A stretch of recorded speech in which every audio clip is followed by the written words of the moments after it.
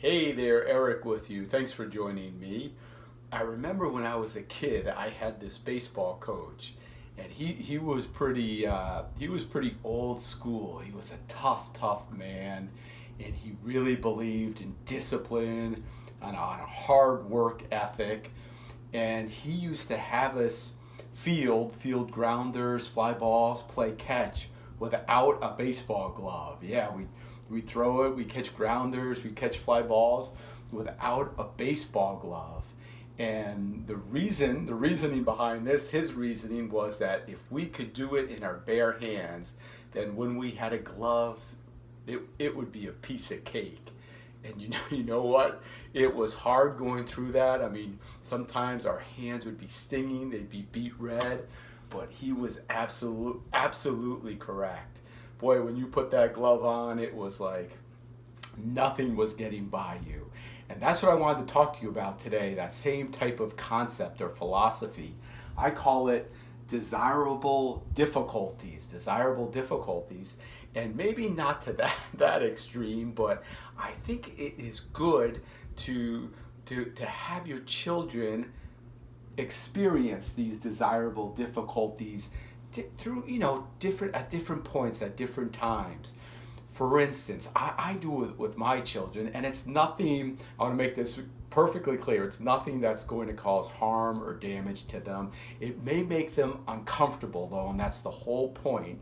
That if they see they can go through some discomfort and that they can still achieve what they are trying to, then that builds, I think, a level of self confidence. And also, when they experience hardships throughout their life, it almost prepares them to accept these hardships and then to keep pushing through them. So I think it's great for preparation as kids get older, but you can start even when they're smaller kids. And again, it's nothing.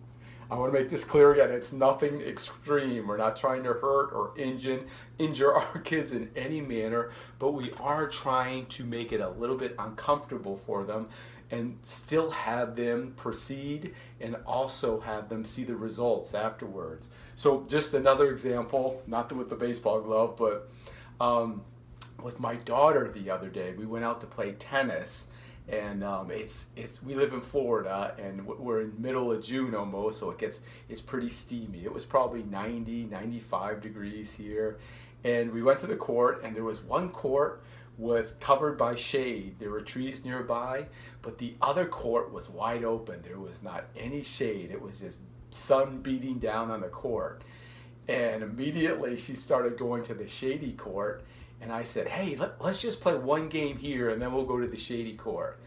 And she kind of hesitated, but she did. She came over, and we did. We played just one game. It took about 5 minutes, and we played under the sun, and it was hot. It was uncomfortable. We were sweating, but we did it.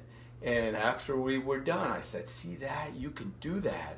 And I congratulated her for being tough, for showing mettle, that she can be uncomfortable and still do what she needs to. And then we went to the shady court and play.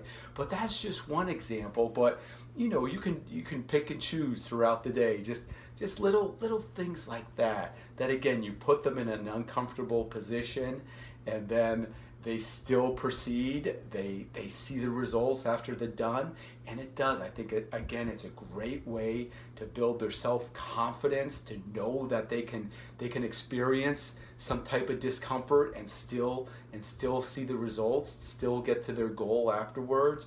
And that's what I mean. That's as their parents, we know more than anyone. We go through that maybe on a daily basis in life.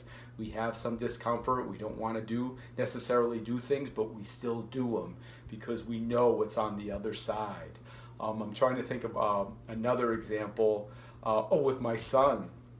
My son, he's 16, and we have a pool, and we have to go to the pool store, and we have to buy these large containers of chlorine to clean the water. And they're heavy. They're big jugs. They're heavy jugs. And so, and so we get the car and we park the farthest away in the parking lot.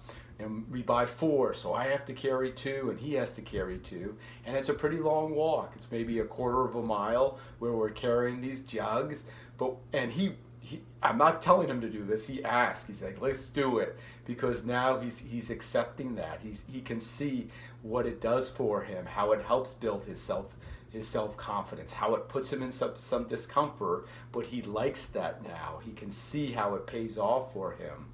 So those are just 2 examples, but again, even if you have smaller kids, of course it's all relative to their age and where they're at, but I think again it can be a really valuable tool that you can start experimenting with your children, and again I call it desirable difficulties. So give it a shot, make them a little uncomfortable at times, and show them that that's okay, that you can work through the discomfort and still get great results.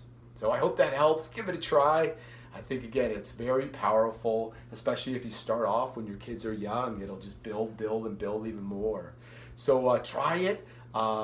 If you could please pass this on to other parents. I'm just trying to help in any way I can with children, their health, their wellness. If you could pass this on, if you could like the video, I'd really appreciate it.